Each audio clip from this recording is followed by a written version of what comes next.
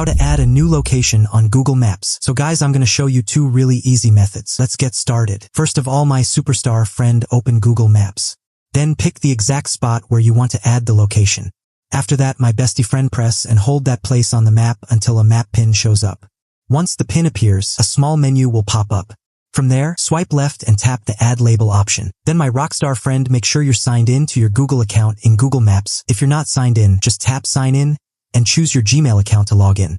At this point, my favorite friend, you can type a custom name or just pick one from the suggestions, but keep in mind, this only saves the place for your personal view, not for everyone. To make it public, go to the Contribute section. Next, my superhero friend, tap on Add Place.